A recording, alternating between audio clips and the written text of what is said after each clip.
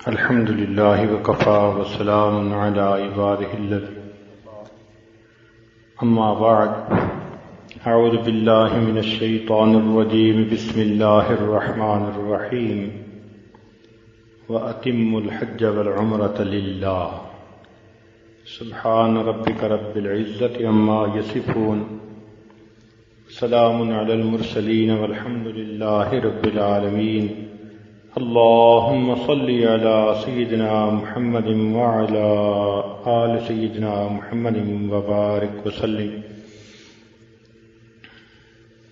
اللهم صل على سيدنا محمد وعلى آل سيدنا محمد وبارك وسلم اللهم صل على سيدنا محمد وعلى آل سيدنا محمد وبارك وسلم کعبۃ اللہ بیت اللہ کہا جاتا ہے۔ بیت اللہ سے مراد اللہ کا گھر۔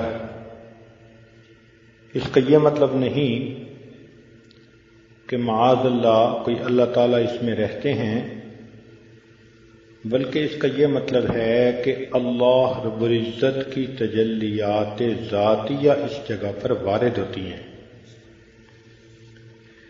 جیسے پر نالے میں سے پانی گر رہا ہوتا ہے، یوں سمجھیے کہ عرش سے اوپر سے تجلیات ذاتیہ کا پرنالہ گر رہا ہے، اور وہ تجلیات بیت المعمور سے ہوتی ہوئی بیت اللہ کے اوپر گر رہی ہیں، اور پھر یہاں سے پوری دنیا میں تقسیم ہو رہی ہیں۔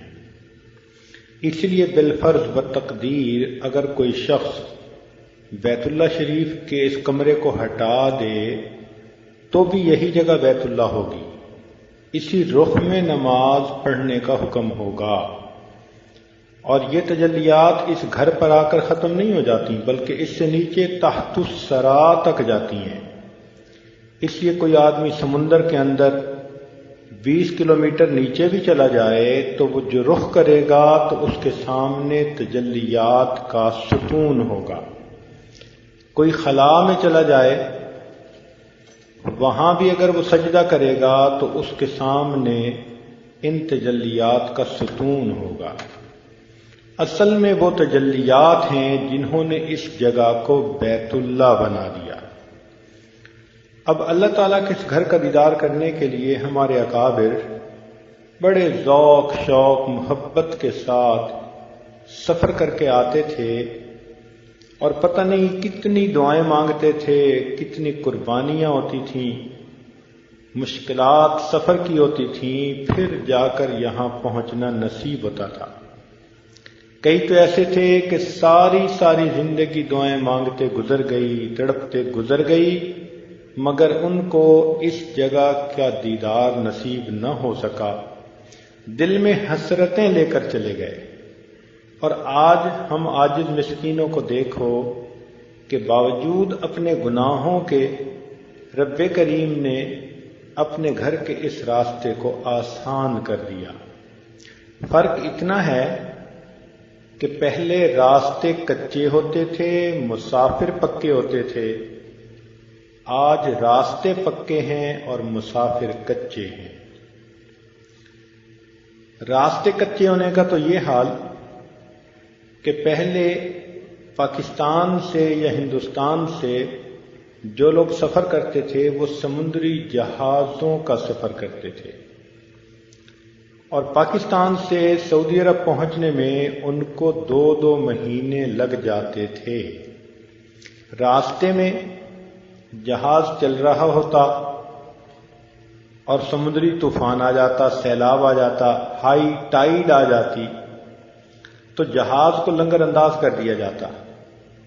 1 ہفتہ، 2 ہفتے، 3 ہفتے ایک ہی جگہ پر جہاز کھڑا رہتا کہ طوفان اترے گا تب آگے چل پائیں گے، اور 2-3 ہفتے ایک ہی جگہ پر کھڑے ہونے سے جو مسافروں کا حال ہوتا، اللہ اکبر کبیرہ۔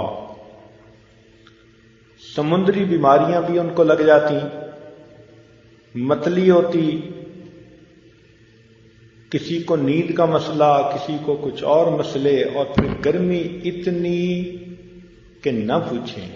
جب چاروں طرف پانی ہو اور گرمی کا موسم ہو اور آدمی کو اس بند جہاز کے اندر رہنا پڑے تو کیا حشر ہوتا ہے، آدمی اس کا تصور ہی کر سکتا ہے۔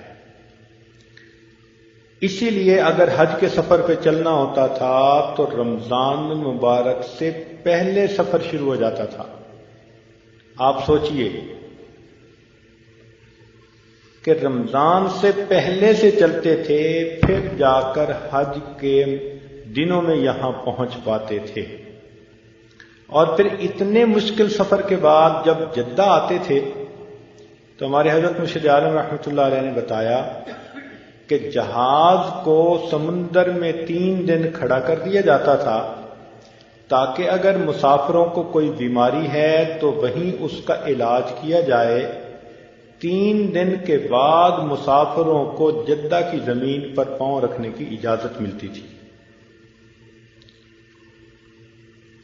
اب آپ سوچئے کہ 3 دن جدہ پہنچ بھی گئے مگر زمین پر پاؤں رکھنے کی اجازت نہیں، 3 دن کے بعد اترنے کی اجازت ملتی تھی۔ اور پھر جدہ سے مکہ مکرمہ کا آنا یہ مستقل ایک کام تھا۔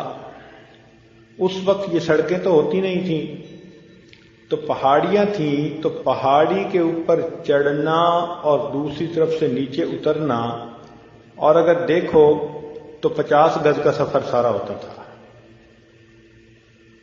تو اس زمانے میں لوگوں کے پاس اپنی سواریاں تو ہوتی نہیں تھیں، تو مقامی لوگوں کے پاس اونٹ ہوتے تھے اور وہ کافی کرایہ لیتے تھے۔ کئی دفعہ اتنا کرایہ ہوتا کہ پورا دے بھی نہیں سکتے تھے۔ حضرت رحمت اللہ علیہ نے بتلایا کہ ہم لوگ اپنے سامان کو اونٹوں پہ لاد دیتے تھے اور پیدل اونٹ کے ساتھ چلتے تھے اور 3 دن میں جدہ سے مکہ مکرمہ پہنچتے تھے۔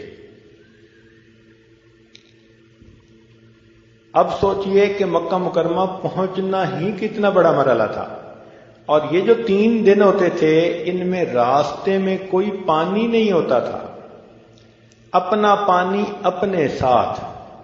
اب سوچئے 3 دن میں طہارت کے لیے کتنا پانی چاہیے، وضو کے لیے کتنا چاہیے، پینے کے لیے کیا چاہیے۔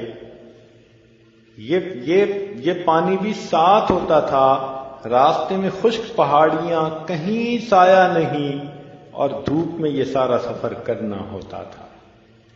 کوئی درمیان میں چائے کے ہوٹل نہیں تھے، کوئی اچھا کھانا نہیں تھا، کوئی کالا پانی نہیں ملتا تھا پینے کے لیے، تو انسان کو بہت تنگی کے بعد مکہ مکرمہ میں آنا نصیب ہوتا تھا۔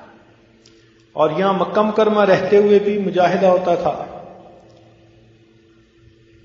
کھانے پینے کی چیزوں میں، حتیٰ کہ عرفات میں کئی مرتبہ پانی ختم ہو جاتا تھا تو حج کے جتنے مسافر ہوتے تھے بس انہی کے پاس جو پانی ہوتا اس پہ گزارا کرنا ہوتا تھا۔ اب سوچئے وہاں کتنی مشکل ہوتی ہوگی۔ الحمدللہ آج اللہ رب العزت نے کتنی آسانیاں کر دی کہ ہم لوگ ایئر کنڈیشنر ہوائی جہازوں میں بیٹھتے ہیں اور 4 گھنٹے کے اندر جدہ اتر آتے ہیں، اور وہاں ایئر کنڈیشن کمروں میں رہتے ہیں، اور 4 گھنٹے میں ساری کارروائی مکمل ہو کر ہم دوبارہ ایئر کنڈیشن بس میں بیٹھ چکے ہوتے ہیں۔ پھر ایئر کنڈیشن بس سے اتر کے ایئر کنڈیشن کمروں میں پہنچتے ہیں، اور یہاں آ کر بھی ہم کہتے ہیں جی کہ بہت تنگ ہو کہ ہم یہاں پہنچے، اب ہمارے لیے حرم جانا مشکل ہے۔ سوچئے کتنا فرق ہے۔ آج کھانے میسر ہیں، ٹھنڈے پانی، مشروبات، کیا کیا نعمتیں ہیں کہ ان کو دیکھ کر بے اختیار دل سے یہ نکلتا ہے فَبِأَيِّ آلَاءِ رَبِّكُمَا تُكَذِّبَانِ، تم اپنے رب کی کون کون سی نعمتوں کو جھٹلاؤ گے۔ تو پہلے زمانے میں راستے کچے ہوتے تھے، مسافر پکے ہوتے تھے، آج سڑکیں راستے پکے بن گئے، مسافر کچے بن گئے۔ اتنی تکلیفوں کے بعد ہمارے اکابر یہاں پہنچتے تھے اور پھر اعمال میں وقت گزارتے تھے۔ ہماری طرح کمرے کو اتنا ٹھنڈا کر لینا کہ جیسے چیلنگ پلانٹ لگا ہوا ہو، اور کمبل لے کے سوئے رہنا اور انتظار میں رہنا کہ کب اذان ہوگی تب اٹھ کے وضو کرنا شروع کریں گے، اور ممکن ہے کہ بس آخری رکعت ہمیں مل جائے، یہ تو ہمارے طور طریقے ہیں۔ ان اکابر کا معاملہ تو کچھ اور تھا۔ چنانچہ جار اللہ زمخشری رحمۃ اللہ علیہ، جنہوں نے تفسیر کشاف لکھی، وہ جب آئے تو بیت اللہ کے پاس ہی ہر وقت رہتے تھے، اتنا رہتے تھے کہ عربوں نے ان کو جار اللہ کہنا شروع کر دیا۔ جار اللہ کا مطلب ہوتا ہے اللہ کا پڑوسی۔ اب سوچئے انہوں نے بیت اللہ کے پاس کتنا وقت گزارا ہوگا کہ لوگوں نے ان کو اللہ کا پڑوسی کہنا شروع کر دیا۔ حضرت قاری رحیم بخش پانی پتی رحمۃ اللہ علیہ خود فرماتے تھے کہ میں ایک مرتبہ عمرے کے سفر پر گیا تو جتنے دن مجھے وہاں رہنے کا موقع ملا، میری ہر نماز تکبیر اولیٰ کے ساتھ پہلی صف میں امام کے پیچھے ادا ہوئی، میں نے کوئی نماز دوسری صف میں بھی ادا نہیں کی۔ اب آپ سوچئے، ہر نماز پہلی صف میں امام کے پیچھے تکبیر اولیٰ کے ساتھ ادا کی۔ مجھے تو لگتا تھا کہ شاید وہ فجر کے بعد وضو کرنے جاتے ہوں گے اور پھر ظہر سے لے کے عشاء تک اسی وضو سے نمازیں پڑھتے ہوں گے، پھر عشاء کے بعد وضو کرنے جاتے ہوں گے۔ ایسے لگتا ہے کہ بس حرم میں ہی بیٹھے رہتے تھے۔ تو ہمارے بزرگوں نے دیکھیے ایسے یہاں وقت گزارا۔ اس لیے ایک بزرگ تھے جو 70 طواف روزانہ کرتے تھے، جبکہ ان کی اپنی عمر بھی 70 سال تھی۔ 70 طواف کا مطلب ہر طواف کے 7 چکر، تو 490 تو چکر لگتے تھے، اور پھر 140 رکعت نمازیں نفل طواف جو ہوتے ہیں وہ پڑھنے ہوتے تھے، اور ان کے باقی اعمال اس کے علاوہ ہوتے تھے۔ ہم نے یہاں ایک افغانی شیخ کو دیکھا، حیران ہوتے تھے، وہ ویل چیئر پہ ہوتے تھے کہ چل تو سکتے نہیں تھے، اور بس وہ اپنے ہاتھوں سے ویل چیئر کے پہیوں کو گھمانے کی کوشش کرتے، تھوڑا چلتے پھر رک جاتے، پھر چلتے پھر رک جاتے۔ ان کو اس حال میں دیکھ کے اللہ تعالیٰ کسی نہ کسی دل میں ڈال دیتے نوجوان کے، کوئی ان کو 1 طواف کرواتا، کوئی 2 طواف کرواتا، کوئی 3 طواف کرواتا۔ ہم نے دیکھا کہ پولیس والے اپنی ڈیوٹی مکمل کر کے ان کو طواف کروا رہے ہوتے تھے۔ ان کو ہر وقت ہم نے طواف میں دیکھا، ہر وقت طواف میں دیکھا۔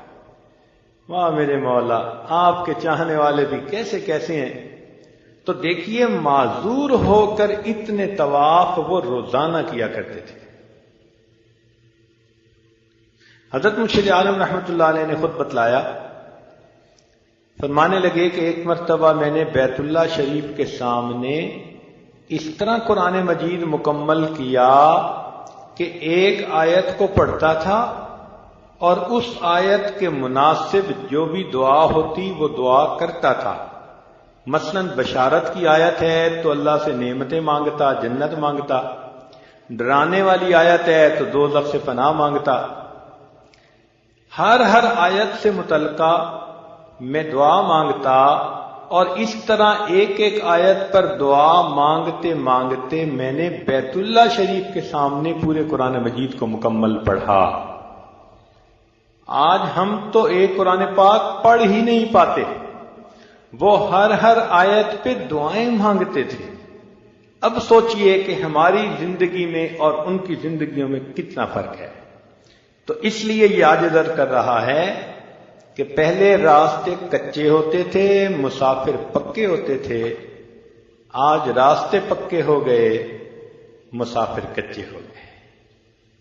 اور پھر جو لوگ آتے تھے وہ اللہ سے لو لگاتے تھے، سالم بن عبداللہ رحمۃ اللہ علیہ کے بارے میں آتا ہے کہ بیت اللہ شریف کا طواف کر رہے تھے، وقت کا حاکم ملا، کہنے لگا کہ سالم آپ بتاؤ میں آپ کے لیے کیا کر سکتا ہوں؟ انہوں نے معذرت کر دی، وہ کہنے لگا نہیں آپ مانگیں جو مانگتے ہیں۔ تو انہوں نے بیت اللہ کی طرف اشارہ کر کے کہا کہ خدا کے بندے، اس گھر کے پاس آ کے بھی میں تجھ سے کچھ مانگوں گا؟ تو وہ بڑا شرمندہ ہوا جو حاکم تھا۔ سالم بن عبداللہ رحمۃ اللہ نے اپنا طواف مکمل کیا، اور طواف مکمل کر کے جب حرم سے باہر نکلے تو وہ حاکم انتظار میں تھا، وہ بھی اس وقت باہر نکلا، پھر ملا، اور پھر مل کے کہنے لگا اچھا جی اب تو حرم سے باہر آ گئے، اب آپ مجھ سے مانگے۔ تو سالم رحمۃ اللہ نے فرمایا کہ بھئی بتاؤ میں آپ سے دین مانگوں یا دنیا مانگوں؟ تو وہ حاکم دین تو کہہ نہیں سکتا تھا، اس لیے کہ دین میں تو سالم بن عبداللہ رحمۃ اللہ علیہ بہت نیک لوگوں میں تھے، بڑے ہوئے تھے، اپنے وقت کے بڑے اکابرین میں سے تھے۔ تو اس نے آگے سے جواب دیا جی آپ مجھ سے دنیا مانگے۔ جب حاکم نے یہ کہا کہ مجھ سے دنیا مانگیں تو انہوں نے فرمایا کہ جس ذات نے دنیا کو پیدا کیا میں نے زندگی میں اس سے دنیا کبھی نہیں مانگی، میں تجھ سے دنیا کیا مانگوں گا؟ تو یہ حضرات بیت اللہ میں وقت گزارتے تھے تو پھر اللہ سے اپنی سب امیدیں لگاتے تھے، اور پھر اللہ تعالیٰ ان کو عطا فرماتے تھے۔ تو مجاہدے تو وہ کرتے تھے، مگر مشاہدے بھی انہی کو ہوتے تھے۔ آج اگر مجاہدہ نہیں تو پھر مشاہدہ بھی تو نہیں ہے۔ دن گزر جاتے ہیں اور جیسے آتے ہیں ویسے کے ویسے رہتے ہیں، اپنے دل میں کوئی تبدیلی محسوس نہیں ہوتی۔ یہ جو شکوہ ہوتا ہے نا جی کہ ہمیں تو اپنے اندر کچھ محسوس نہیں ہو رہا، اصل میں کہنے والا کہہ رہا ہوتا ہے جی میں کیا کروں، میری آنکھوں پہ پٹی بندھی ہوئی ہے، مجھے کچھ نظر ہی نہیں آ رہا۔ آنکھ والا تیرے جلووں کا تماشا دیکھے، دیدہ ایک اور کو کیا آئے نظر کیا دیکھے۔ اس وقت مجاہدہ تو بہت ہوتا تھا، اتنا مجاہدہ کہ حضرت رحمت اللہ علیہ نے ایک مرتبہ فرمایا کہ ہم لوگ تربوز خربوز کے چھلکے کو کھا کر جب اس کے چھلکے پھینکتے تھے تو مقامی بچے آپس میں جھگڑا کرتے تھے کہ اس کو اٹھا کے میں کھاؤں گا یا اس کو اٹھا کے میں کھاؤں گا۔ اتنی غربت ہوتی تھی کہ وہ پھلوں کے چھلکے اٹھا کے کھانے پر ایک دوسرے کے ساتھ جھگڑا کیا کرتے تھے۔ فرماتے ہیں کہ ایک مرتبہ ہم لوگ مکہ مکرمہ سے مدینہ منورہ جا رہے تھے، راستے میں ایک بوڑھا ملا عرابی، اور اس نے ہاتھ سے اشارہ کیا کہ جیسے اس کو بہت بھوک لگی ہوئی ہے اور اس کے نے کئی دن سے نہیں کھایا۔ حضرت فرماتے ہیں کہ میں نے اپنی اہلیہ صاحبہ سے فرمایا کہ بھائی وہ چولہا جلائیں اور اس کو کوئی روٹی وغیرہ پکا کے کھانا کھلائیں۔ کہتے ہیں کہ میری اہلیہ صاحبہ نے اپنا سامان نکالا، جب انہوں نے آٹا نکالا اور اس بوڑھے میاں نے اس آٹے کو دیکھا تو اس نے ایک پیالہ لے کر اس میں کچھ پانی ڈالا اور کچا آٹا ہاتھ میں لے کر اس پانی میں گھولا ملایا ستو کی طرح، اور کچے آٹے کو اس نے پی لیا اور کہنے لگا کہ اب میں روٹی پکنے کا انتظار کر سکتا ہوں۔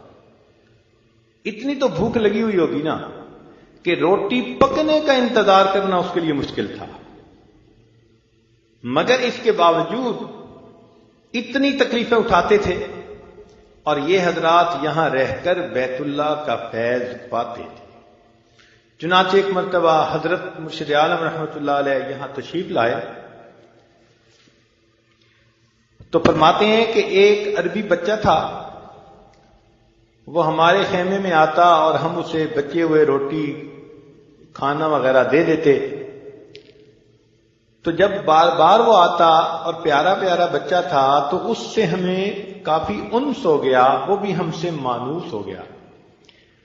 تو فرماتے ہیں کہ جب ہمارے جانے کا دن قریب آیا تو وہ بچہ بھی ذرا غمگین نظر آتا، میری اہلیہ اسے بتاتی کہ بس اب ہم چلے جائیں گے، تو وہ بیچارے کا دل، اس کا چہرہ جو تھا نا بڑا ہی زیادہ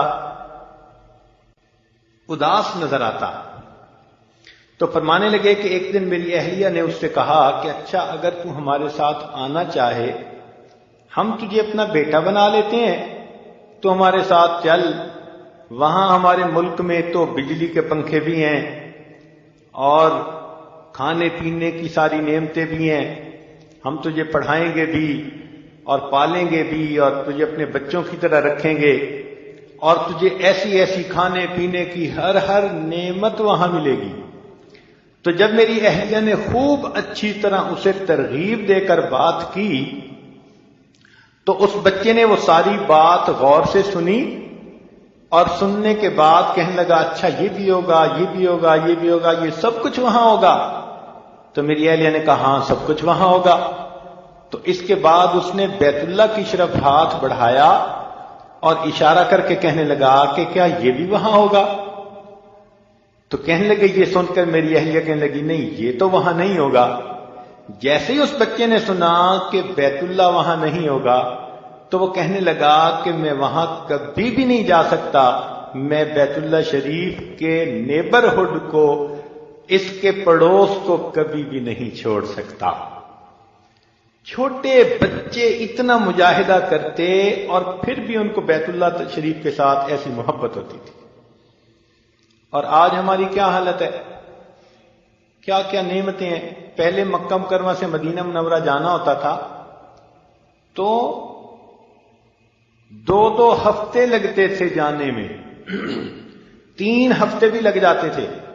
ایسا ہوتا کہ مسافر چلتے اور راستے میں بارش ہو جاتی، تو بارش ہونے کی وجہ سے جو راستے میں آبشاریں ہیں اور جھیلیں ہیں اور ان کا پانی جمع ہو کے جو نالے ہیں، وہ نالے بہہ پڑتے اور پانی اتنا تیز ہوتا کہ مسافروں کو بہا کے لے جاتا۔ تو لوگوں کو 2 ہفتے ایک ہی جگہ کے اوپر انتظار میں بیٹھنا ہوتا کہ سیلاب جائے تو پھر ہم سفر شروع کر سکیں۔ آج تو پلیں بن گئی، کئی جگہوں پہ آپ غور کریں، گاڑیاں چلتے ہوئے احساس ہوتا ہے 2 کلومیٹر لمبی پلیں بنی ہوئی ہیں، ان کے نیچے سے پانی گزرتا تھا، تو وہ تو دریا ہوتا ہے جب پانی اس میں ہوتا ہے۔ اتنا مشکل یہ سفر ہوتا تھا۔ چنانچہ امام شافعی رحمۃ اللہ اپنا واقعہ سناتے ہیں کہ میں مینا میں تھا، ایک بوڑھا مجھے ملا اور مجھے کہنے لگا کہ اے نوجوان، تو اللہ کے لیے میری دعوت کو قبول کر لے۔ فرماتے ہیں میں نے بے تکلف اسے کہا کہ ہاں میں نے دعوت قبول کر لی۔ یہ سنتے ہی اس نے اپنی گٹھڑی کھولی اور جو اس کے اندر خشک روٹی تھی اور جو کچھ تھا اس نے دسترخوان پر بچھا دیا اور مجھے کہنے لگا اچھا کھاؤ۔ فرماتے ہیں میں نے بے تکلف کھانا شروع کر دیا۔ اس نے تھوڑی دیر مجھے کھاتے دیکھا تو مجھے کہنے لگا کہ نوجوان تو مجھے قریشی نظر آتا ہے۔ میں نے کہا ہاں ہوں تو صحیح، مگر آپ کو پتہ کیسے چلا؟ وہ کہنے لگا اس لیے کہ قریشی لوگ دعوت قبول کرنے میں بھی بے تکلف ہوتے ہیں اور کھانے پینے میں بھی بے تکلف ہوتے ہیں۔ کہنے لگے کہ میں نے اس سے پوچھنا شروع کیا جی آپ کہاں سے آئے؟ اس نے کہا جی مدینہ طیبہ سے۔ تو میں نے امام مالک رحمۃ اللہ علیہ کی باتیں سنی ہوئی تھیں، تو میں نے اس سے پوچھنا شروع کر دیا کہ مجھے امام مالک رحمۃ اللہ علیہ کی باتیں سناؤ۔ اس نے بتایا کہ وہ مسجد نبوی میں درس حدیث دیتے ہیں اور پڑھاتے ہیں اور وہ تو امام دار الہجرہ ہیں، بڑی باتیں کہیں۔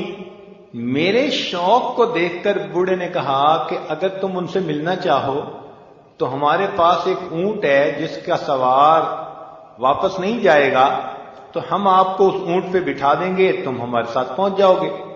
فرماتے ہیں میں نے ارادہ کر لیا، میں قافلے والوں کے ساتھ مکہ مکرمہ سے مدینہ طیبہ چلا، 16 دن میں سفر مکمل ہوا، مگر 16 دن میں نے 16 قرآن مجید مکمل پڑھ لیے۔ اب آپ غور کیجئے کہ وہ 16 دن سفر کرتے تھے اونٹ کا اور 16 دن میں 16 قرآن مجید پڑھ لیا کرتے تھے۔ اور آج ہم 16 دن گزار کے جاتے ہیں اور ایک قرآن مجید پورا نہیں پڑھ جاتے۔ ہماری بے توفیقی کا حال بھی دیکھیں، غفلت کا بھی حال دیکھیں کہ یہاں آ کر بھی ہمیں ان اعمال کی اتنی توفیق نہیں ہوتی، اسی لیے پھر ہمیں کچھ نظر بھی نہیں آتا۔ وہ کسی نے کہا نشود نصیب دشمن کہ شود ہلاک تیغت، کہ دشمن کے یہ نصیب میں ہی نہیں تھا کہ وہ محبوب تیری تیغ سے ہلاک ہو۔ نشود نصیب دشمن کہ شود ہلاک تیغت، سر دوستاں سلامت کہ تو خنجر آزمائی۔ دوستوں کے سر سلامت رہیں کہ ان پہ تو خنجر کو آزماتا ہے، یعنی اللہ تعالیٰ مجاہدے بھی اپنے پیاروں پہ بھیجتا ہے۔ نشود نصیب دشمن کہ شود ہلاک تیغت، سر دوستاں سلامت کہ تو خنجر آزمائی۔ بطواف کعبہ رفتم بحرم رحم نداند، کہ میں طواف کے لیے جب گیا تو مجھے کعبے کے اندر کوئی راستہ نہ ملا۔ جب مجھے کعبے کا راستہ ہی نہ دکھایا گیا تو ایک آواز آئی کہ برونچ کار کر دی کہ درون خانہ آئی۔ آنے والے مسافر، تم باہر کیا کرتوت کرتے پھرے ہو، اب میرے ساتھ میرے گھر میں آنا چاہتے؟ تو ہم بھی تو سوچیں نا کہ ہم باہر کیسی زندگی گزار کے آئے جو اب اللہ کے گھر میں آ کے اللہ کی خاص تجلیات کے دیکھنے کے حقدار بن جاتے ہیں۔ کاش اس دل کو ہم نے سنوارا ہوتا، اس کو غیر سے خالی کر لیا ہوتا، اس کو اجلا بنا لیا ہوتا، تو جب یہاں آتے تو پھر آ کر ہمیں اللہ رب العزت کی تجلیات کا دیدار نصیب ہو جاتا۔ ہمارے اکابر اس کے لیے محنتیں کرتے تھے۔ آنکھ والا تیرے جلووں کا تماشا دیکھے، دیدہ کور کو کیا آئے نظر کیا دیکھے۔ انسان تو انسان، یہاں تو ہمیں پرندے بھی طواف کرتے کئی دفعہ نظر آتے ہیں۔ شام کے وقت آپ ذرا اوابیلوں کو دیکھیں، ان کے غول کے غول، جھنڈ کے جھنڈ ایسے باجماعت بیت اللہ شریف کے گرد گھوم رہے ہوتے ہیں، چاروں طرف گھوم رہے ہوتے ہیں۔ حیران ہوتے ہیں کئی مرتبہ کہ شاید ان پرندوں کو بھی وہ نور نظر آتا ہوگا اور اس نور کے گرد یہ بھی چکر لگا رہے ہوں گے۔ کبوتر کئی مرتبہ چکر لگاتے نظر آتے ہیں، حالانکہ عام طور پر عقل یہ کہتی ہے کہ 500 کبوتر ایک جگہ پر کئی مرتبہ اترتے ہیں، تو ان کے لیے تو سب سے آرام دہ جگہ وہ تو بیت اللہ شریف کی چھت ہے۔ تو یہ سارے 500 کبوتر اگر بیت اللہ شریف کی چھت پہ رہنا شروع کر دیں تو پھر تو بیت اللہ شریف کی چھت جو ہے ان کی بیٹوں سے بھر جائے، مگر ایسا نہیں ہوتا۔ بیت اللہ شریف کی چھت پر کبھی کبھی کوئی ایک آدھ پرندہ نظر آتا ہے، اور وہ بھی مقامی لوگوں کے بقول بیمار ہوتا ہے۔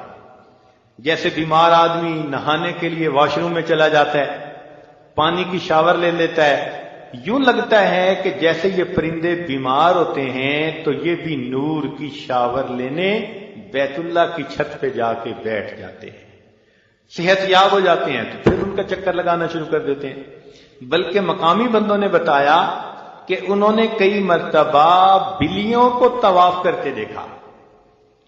ہمیں بھی آج صبح ایک بلی بیت اللہ میں نظر آئی، یعنی حرم میں نظر آئی، تو ایک قریبی بزرگ تھے ساتھ بیٹھے ہوئے تھے، وہ فرمانے لگے کہ ہم نے بھرپور مجمع کے اندر ایک بلی کو طواف کا پورا چکر لگاتے ہوئے دیکھا۔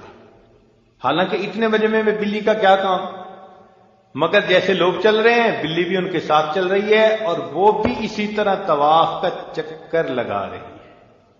واہ میرے مولا، تیرے چاہنے والے فقط انسانوں میں ہی نہیں حیوانوں میں بھی موجود ہیں۔ ہم ہوئے تم ہوئے کہ میر ہوئے، اس کی زلفوں کے سب اسیر ہوئے۔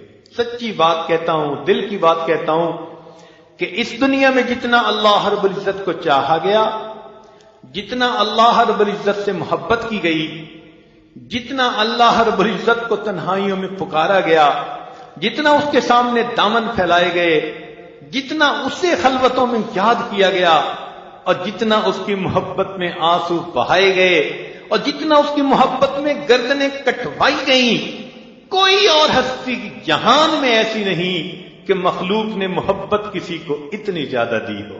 یہ شان فقط اس پروردگار عالم کی ہے کہ مخلوق اس پہ قربان ہوئی جا رہی ہے۔ کاش کہ اللہ تعالی ہمیں بھی دل کا وہ جذبہ عطا فرمائے کہ ہم بھی اس جذبے کے ساتھ یہیں سے کچھ پا کے واپس جائیں۔ کچھ چیزیں رکاوٹ بن جاتی ہیں، مثال کے طور پر حدیث پاک میں آتا ہے ایک آدمی غلاف کعبہ کو پکڑ کے دعائیں مانگ رہا ہے اور یا رب یا رب کہہ رہا ہے، مگر وہ ملبسہ حرام، اس کا لباس حرام کا، اس کا کھانا حرام کا۔ تو فرمایا کہ اس کی دعائیں کیسے قبول ہوں گی؟ اور ابوالحسن شاذلی رحمۃ اللہ علیہ فرماتے ہیں، نہیں شیخ شہاب الدین سہروردی رحمۃ اللہ علیہ فرماتے ہیں کہ میں نے ایک نوجوان کو دیکھا کہ جو بیت اللہ شریف کے غلاف کو پکڑ کے دعائیں مانگ رہا تھا، اور اس کے دل میں نیت تھی کہ کاش بصرہ والے مجھے دیکھ لیتے میں کیسی دعائیں مانگ رہا ہوں۔ یعنی اندازہ لگائیے کہ وہ غلاف کعبہ کو پکڑ کے دعائیں مانگ رہا ہے، رو رہا ہے، مگر اس کے نفس کی خواہش یہ ہے کہ میرے ساتھ جو بصرہ سے لوگ آئے ہیں وہ کبھی مجھے اس حال میں دیکھتے تو اس کا یہ رونا اللہ کے لیے نہ ہوا، یہ رونا مخلوق کے لیے ہوا، اس رونے کو رد کر دیا جائے۔ کتنے افسوس کی بات ہے، اتنا سفر کر کے مشقتیں اٹھا کے اگر یہاں پہنچے تو کیا لوگوں کو دکھانے کے لیے ہم نے یہ نفلیں پڑھنی ہیں، دعائیں مانگنی ہیں، طواف کرنے ہیں، بار بار جانا ہے؟ نہیں، ہرگز نہیں۔ ہم اپنی نیتوں کو ٹھیک کر لیں کہ ہم نے تو ہر عمل اللہ رب العزت کی رضا کے لیے کرنا ہے۔ حضرت مرشد عالم رحمۃ اللہ علیہ فرماتے تھے کہ مجھے جو بھی فیض ملا یہ مرکز تجلیات سے ملا، یعنی بیت اللہ شریف سے ملا۔ اور واقعہ یہ سنایا کرتے تھے کہ ایک مرتبہ حضرت خواجہ محمد عبد المالک صدیقی رحمۃ اللہ علیہ امام العلماء والصلحاء ایک مرتبہ مطاف میں تھے اور جماعت کے بھی چند حضرات ساتھ تھے۔ حضرت طواف کر رہے تھے اور جماعت کے لوگ بھی پیچھے پیچھے طواف میں مصروف تھے۔ اس دوران بیت اللہ شریف کا دروازہ کھولا گیا اور جو کھولنے والا دربان تھا اس نے حضرت کو دیکھ کر کہا کہ آپ اندر جانا چاہتے ہیں تو اے شیخ آپ چلے جائیں۔ فرماتے ہیں کہ حضرت نے مجھے بھی اشارہ کر دیا کہ آؤ، چنانچہ میں بھی حضرت کے پیچھے۔ ایک اور آدمی جو عربی نظر آتا تھا وہ بھی پیچھے آ گیا۔ فرماتے ہیں کہ بیت اللہ شریف کے اندر داخل ہو کر ہم نے 2 رکعت نفل پڑھے، دعا مانگی۔ میرے دل میں اس وقت ایک تمنا پیدا ہوئی، میں نے حضرت سے عرض کیا کہ حضرت مجھے آپ اس مرکز تجلیات کے اندر بیعت فرما لیں۔ تو فرماتے ہیں کہ حضرت نے میری درخواست کو قبول کر لیا اور مجھے بیعت کے کلمات اندر بیت اللہ کے پڑھانے شروع کر دیے۔ وہ جو عربی آدمی نظر آتا تھا اس نے بھی درخواست کی کہ مجھے بیعت کر لیں، مگر حضرت نے کہا کہ بھائی آپ اس دیش کے رہنے والے ہیں اور میں تو کسی اور جگہ کا رہنے والا ہوں، ہمارا آپس میں ربط نہیں رہ سکے گا، اس لیے آپ کسی مقامی شیخ سے بیعت ہو جائیں۔ فرماتے ہیں اس کے بعد ہم نے مراقبہ کیا۔ مراقبے میں مجھے یوں لگا کہ وہ جو عربی آدمی تھا وہ مجھے کہہ رہا ہے کہ دیکھ رہے ہو؟ تو میں کیا دیکھ رہا ہوں کہ اس کے ہاتھ میں مٹھی میں مٹی ہے اور وہ اس مٹی کو پھینکنا چاہتا ہے۔ جب میں نے کہا کہ ہاں دیکھ رہا ہوں تو اس نے مٹی کو پھینکا اور وہ مٹی اڑتے اڑتے اڑتے دریاؤں سے اور کھیتوں سے، پہاڑوں سے، سمندروں سے اوپر جا کر ایک دور بڑی خوبصورت جگہ تھی، وہاں جا کے گری۔ فرماتے ہیں بھئی اتنی دیر مراقبہ تھا اور اتنی دیر میں حضرت نے دعا کروا دی۔ جب نیچے اترنے لگے بیت اللہ شریف کی سیڑھیاں، تو سیڑھیوں کے درمیان حضرت نے مجھے فرمایا کہ ابدال نے تمہیں کیا کہا؟ حضرت فرماتے ہیں کہ مجھے تو نہیں اندازہ تھا، میں تو سمجھ رہا تھا کہ مراقبے میں اونگ آ گئی اور اونگ میں میں نے یہ کوئی خواب دیکھا ہے، لیکن جب حضرت نے پوچھا تو میں نے حضرت کو پوری تفصیل بتا دی کہ میں نے یوں دیکھا۔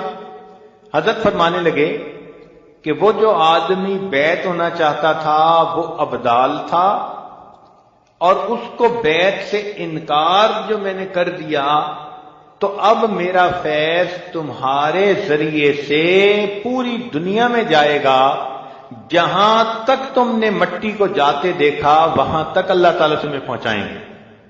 تو حضرت فرماتے ہیں کہ مجھے تو ان باتوں کی سمجھ ہی نہیں تھی اس وقت، میں نے کہا پتہ نہیں یہ کیسے ہوگا۔ پھر اس کے بعد اللہ تعالیٰ نے حرم شریف بار بار آنے کا راستہ کھولا، پھر حج عمرے کے موقع پر یہاں باہر ملکوں کے لوگ آتے، بیعت ہو جاتے، اور میں سمجھتا کہ خواب پورا ہو گیا، یہ فلاں ملک سے آگے بیعت ہو گیا، یہ فلاں ملک سے آ کے بیعت ہو گیا، مگر 35 سال کے بعد فرماتے ہیں کہ ری یونین میں مجھے دعوت دی گئی، اور اس دعوت پر جب میں وہاں رمضان مبارک میں پہنچا تو میں نے ہو بہو وہی منظر دیکھا جو 35 سال پہلے میں نے بیت اللہ کے اندر دیکھا تھا۔ اللہ تعالیٰ نے دین کی دعوت کے لیے مجھے اس جگہ تک پہنچا دیا۔ تو ہمارے حضرت فرمایا کرتے تھے کہ مجھے مرکز تجلیات سے فیض ملا، اور اللہ تعالیٰ نے ان کو مرشد عالم بنا دیا۔ آج ہم بھی اسی جگہ آئے ہوئے ہیں، تو کیا ہم اپنا دل دھو کے نہیں جا سکتے؟ یقینی بات ہے کہ دھو کے جا سکتے ہیں، اس کے لیے تھوڑی اور ہمت کر لیں، کوشش کر لیں، اللہ کو منا لیں۔ مشکل تو نہیں ہے، مگر ہمت کوشش کرنی ہوتی ہے۔ لوگ یہاں آتے تھے تو دنیا کو لات مار کے آتے تھے، اور ہم یہاں آتے ہیں تو یہاں بھی ہمارے دل میں دنیا گھسی ہوتی ہے۔ اپنے دل کو ہر غیر سے خالی کر لیجئے اور اللہ سے لو لگا کے مانگیے، پھر دیکھیے اللہ تعالیٰ کیسے مہربانی فرماتے ہیں۔ چنانچہ کیسے کیسے حضرات پہلے آیا کرتے تھے، سبحان اللہ۔ مالک ابن دینار رحمۃ اللہ علیہ فرماتے ہیں کہ میں ایک مرتبہ گرمی کے موسم میں دوپہر کے وقت گھر سے باہر نکلا، اتنی گرمی تھی کہ جیسے سورج آگ برسا رہا ہو کا عالم، کوئی بندہ باہر نظر نہیں آتا تھا، جانور بھی درختوں کے سائے میں بیٹھ گئے، پرندے بھی پتوں کے نیچے چھپ کے بیٹھ گئے، انسان بھی گھروں میں دبک کے بیٹھ گئے۔ مجھے کسی کام کے لیے جانا تھا، تو فرماتے ہیں کہ میں گلی میں نکلا تو میں نے دیکھا کہ ایک آدمی جو دونوں ٹانگوں سے معذور ہے، وہ زمین پہ بیٹھا ہوا ہے سرینوں کے بل، اور ہاتھوں سے گھسٹ گھسٹ کے آگے چل رہا ہے۔ فرماتے ہیں کہ جب میرے قریب آیا تو میں نے دیکھا کہ گرمی کی شدت کی وجہ سے اس کے کپڑے ایسے پسینے میں شرابور جیسے یہ غسل کر کے پانی سے نکلا ہو، اور چہرہ اس کا سرخ جیسے آگ نے اس کی جلد کو جلا کے رکھ دیا ہو۔ میں نے اس سے سلام دعا کے بعد کہا کہ نوجوان کون ہے؟ اس نے کہا میں فلاں جگہ سے چلا ہوں اور میرا حج پہ جانے کا ارادہ ہے۔ حج کو ابھی بہت وقت باقی تھا۔ میں نے کہا نوجوان تو میرے گھر میں آرام کر لے، شام کو جب ذرا گرمی کم ہوگی تو پھر اپنا سفر شروع کر لینا۔ اس نے کہا مالک ابن دینار، آپ تو ٹانگوں سے چلتے ہیں، آسانی سے سفر طے کر لیتے ہیں، میں تو سرین پہ ہاتھوں کے بل گھسٹ گھسٹ کے انچ انچ آگے بڑھتا ہوں، مجھے زیادہ وقت لگتا ہے، تو مجھے ڈر ہے اگر میں نے راستے میں رکنا شروع کر دیا، ایسا نہ ہو کہ ادھر ایام حج شروع ہو جائیں اور ادھر میرا سفر ہی ختم نہ ہو تو میں حج سے محروم نہ ہو جاؤں۔ میں نے کہا نوجوان تو میرے گھر آرام کر لے، میں تیرے لیے سواری کا بندوبست کر دیتا ہوں، تو سواری پہ سوار ہو کے جلدی وہاں پہنچ جانا۔ فرمانے لگے جب میں نے یہ بات کی تو نوجوان نے بڑے غصے کی نظریں میرے چہرے پہ ڈالی اور کہنے لگا کہ مالک ابن دینار، میں تو سمجھتا تھا کہ آپ بڑے دانا ہیں، آپ نے کیسی بات کر دی؟ تو میں نے پوچھا نوجوان کیا بات، آپ کیوں ناراض ہو رہے ہیں؟ تو نوجوان آگے سے کہنے لگا کہ دیکھیں، اگر کوئی غلام اپنے مولا کو ناراض کر بیٹھے، اگر کوئی غلام اپنے آقا کو ناراض کر بیٹھے اور پھر غلام دل میں ارادہ کرے کہ میں جاؤں اپنے مولا سے معافی مانگنے کے لیے، اس کو منانے کے لیے، تو مالک ابن دینار مجھے بتاؤ، غلام کو پیدل جانا اچھا لگتا ہے یا سواریوں پہ سوار ہو کے شان سے جانا اچھا لگتا ہے؟ تو میں نے کہا کہ پیدل جانا اچھا لگتا ہے۔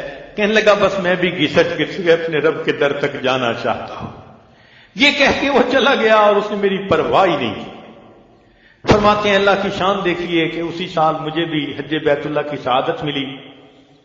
وقوف عرفات کے بعد جب ہم منا آئے تو میں نے رمی جمار سے فارغ ہوا، شیطانوں کو کنکریاں مار کے، تو دیکھا کہ کچھ لوگ ہیں جو گھیرا کر کے کھڑے ہیں۔ تو میں نے پوچھا بھئی کیا بات؟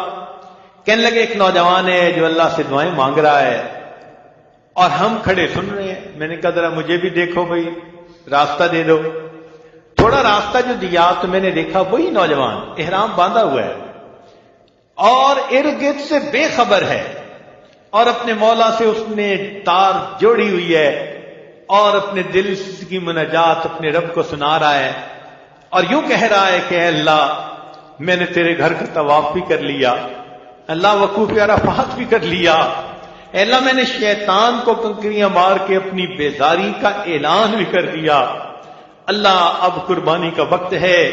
یہ ارد گرد جتنے بھی لوگ کھڑے ہیں صاحب استطاعت ہیں، یہ جائیں گے اور جانوروں کو قربان کریں گے۔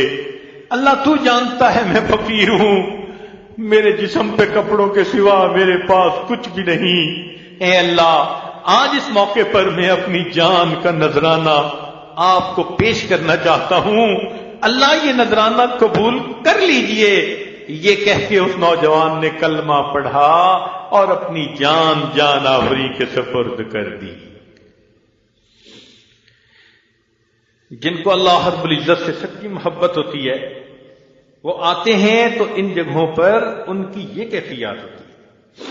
چنانچہ آج ہم تو جہازوں کے سفر کر کے آئے بیٹھے ہیں نا۔ ابراہیم بن ادم رحمۃ اللہ علیہ وقت کے بادشاہ ہیں، اللہ نے ان کا دل کھول دیا، اللہ والوں کی صحبت میں گئے، دنیا بدل گئی۔ کہتے ہیں کہ انہوں نے بلخ سے مکہ مکرمہ کا سفر اس طرح کیا کہ قدم اٹھاتے اور 2 رکعت نفل پڑھتے، پھر اگلا قدم اٹھاتے پھر 2 رکعت نفل پڑھتے۔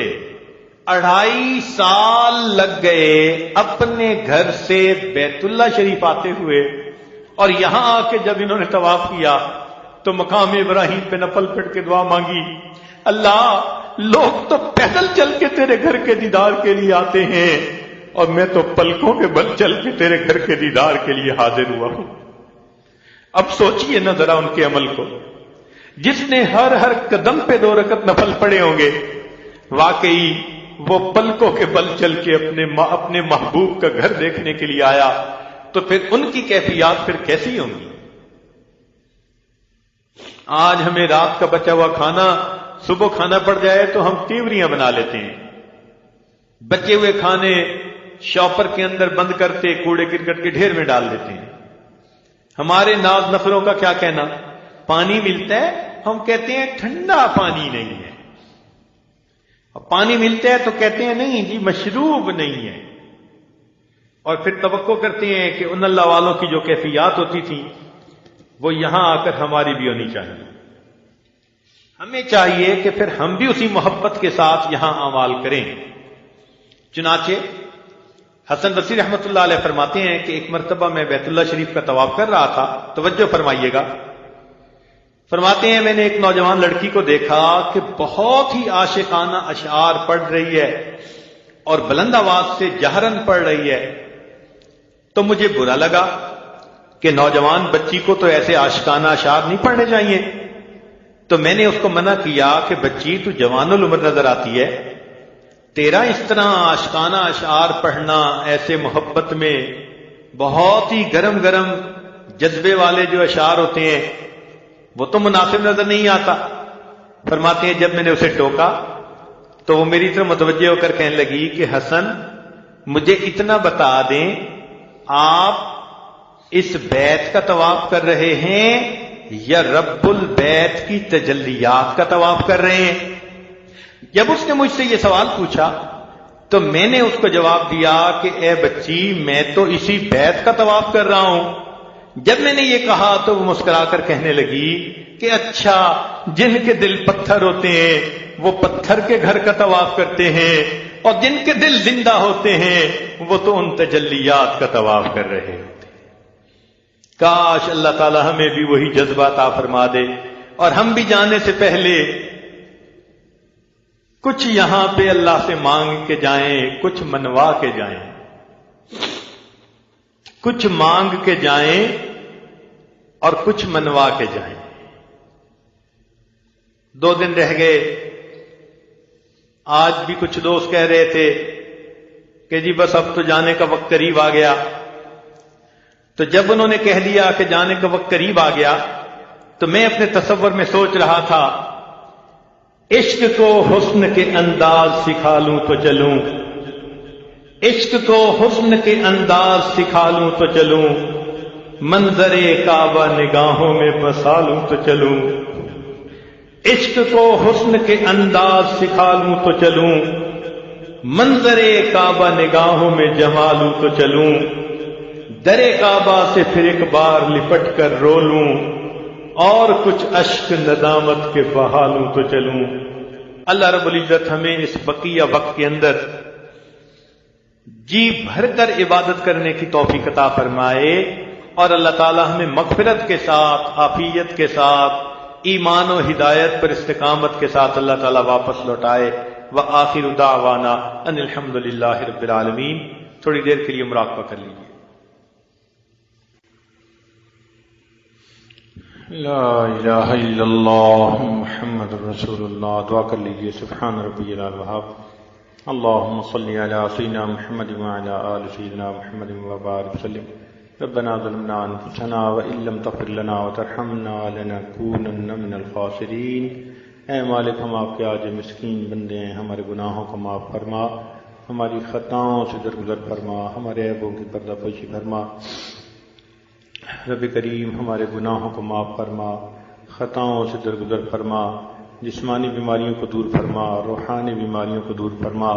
اے اللہ، جو اولاد کے طلبگار ان کو نیک اولاد عطا فرما، جو صاحب اولاد ان کی اولادوں کو نیکوکار بنا، فرما بردار بنا، ماں باپ کی آنکھوں کی ٹھنڈک بنا۔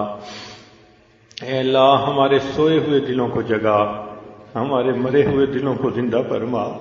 اللہ، ہمارے کالے دلوں کو اجلا فرما۔ اللہ، ہمارے کالے دلوں کو منور فرما۔ رب کریم اپنی رحمت سے ہماری جھولیوں کو لبریز فرما۔ اے اللہ، کرم کا معاملہ فرما۔ اے اللہ، بار بار اپنے گھر کا دیدار عطا فرما، اپنے محبوب صلی اللہ علیہ وسلم کے در کی حاضری نصیب فرما۔ اللہ، ہمارے سفر کو قبول فرما اور مقبول سفر کا اجر اور بدلہ نصیب فرما۔ ہماری تمام غفلے کوتاہیاں اللہ سب معاف فرما۔ اللہ، ہم سے ایک دوسرے کے آداب کے اندر جو کوتاہیاں ہوئیں ان کو بھی معاف فرما۔ اے اللہ، جو وقت باقی ہے اس کو ٹھیک اعمال کے ساتھ صحیح طرح کمانے کی توفیق نصیب فرما۔ صلی اللہ تعالی علی حبیبہ سیدنا محمد وآلہ واصحابہ اجمعین برحمتک یا ارحم الراحمین۔